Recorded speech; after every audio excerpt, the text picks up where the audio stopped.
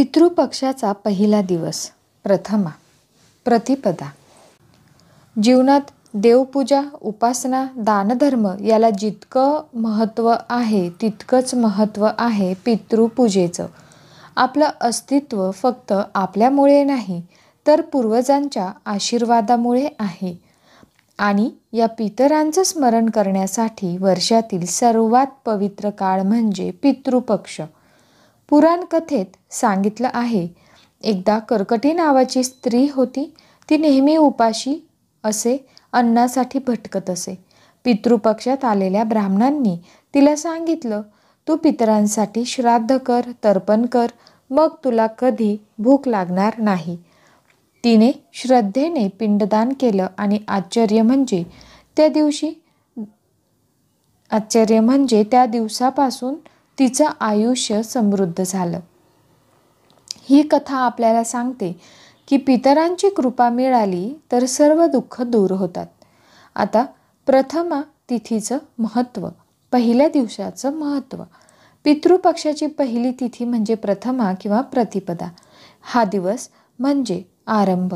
या दिवशी घरातील अकाली गेलेले, अपघाताने निधन झालेले किंवा विधी न झालेले पितर स्मरले जातात। या दिवशी केलेल्या श्राद्धाने संपूर्ण पंधरवड्यातील विधी यशस्वी होतात। गरुड पुराण सांगतं, श्राद्धाने पितर प्रसन्न होतात आणि पितर प्रसन्न झाले तर देव आपोआप प्रसन्न होतात। महाभारतात भीष्म पितामह म्हणतात, श्राद्ध केल्याने घरातील संतती, आरोग्य आणि धनसंपत्ती वाढते। या दिवशी काय करावं? पहाटे स्नान करून शुद्ध वस्त्र धारण करावीत। देवतांची पूजा करून नंतर पितरांचं स्मरण करावं। तिळोदक म्हणजे तीळ आणि पाणी अर्पण करावं। पिंडदान तांदूळ, तीळ, दूध, मध, तूप वापरून करावं। ब्राह्मणांना भोजन व दक्षिणा द्यावी। पक्षी, प्राणी, गरीब, भिकारी यांना अन्नदान करावं। श्रद्धा आणि भावना। श्राद्ध म्हणजे फक्त विधी नाही, तो कृतज्ञतेचा उत्सव आहे।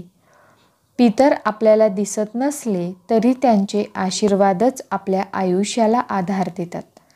प्रथमा म्हणजे त्यांचं स्वागत करणारा दिवस। आध्यात्मिक संदेश काय असणार तर पितर म्हणजे रक्ताचं नातं असलेलंच नव्हे तर जे आपल्याला मार्गदर्शन करून गेले ते सर्व पितर आहेत। त्यांच्या आठवणींनी आपल्यात नम्रता आणि संयम जागृत होतो।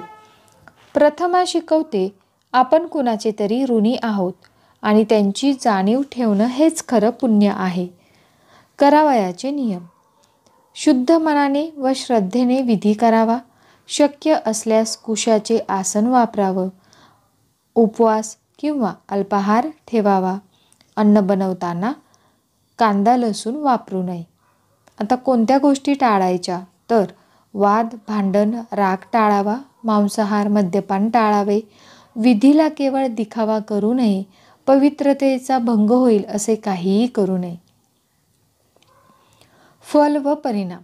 पितर प्रसन्न झाले तर घरात शांती, संतती, सुख, आरोग्य व संपत्ती टिकते। अडथळे नाहीसे होतात। आयुष्यात समृद्धी आणि आनंद येतो। उपसंहार। मित्रांनो, आज दिवस म्हणजे पितरांचं स्वागत। ते आपल्याला दिसत नाही पण त्यांच्या आशीर्वादाशिवाय आपण काहीच नाही। म्हणूनच श्रद्धेने दिवा लावा, तिळोदक अर्पण करा, पिंडदान करा आणि पितरांना स्मरण करून त्यांची कृपा मागा। कारण ज्यांच्यामुळे आपण आहोत त्यांना स्मरलं तरच आपलं जीवन परिपूर्ण होतं। तर तुम्हाला हा व्हिडिओ थोडा जरी महत्त्वपूर्ण वाटला असेल तर आपल्या चॅनलला नक्की सबस्क्राईब करा। कारण मी पूर्ण पितृपक्षाची माहिती सांगणार आहे, व्हिडिओ बनवणार आहे।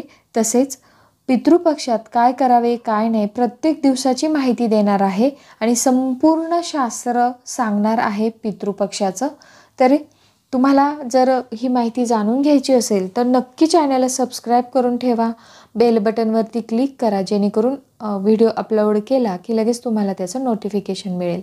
आणि व्हिडिओला लाईक करायला तर अजिबात विसरू नका। आणि आपल्या कमेंट बॉक्समध्ये नक्की कमेंट टाका. तुम्ही कुठून आहात, कुठून ऐकतायत. श्री स्वामी समर्थ लिहायला बिलकुल विसरू नका. तर मग चला येथेच थांबूया. श्री स्वामी समर्थ. धन्यवाद.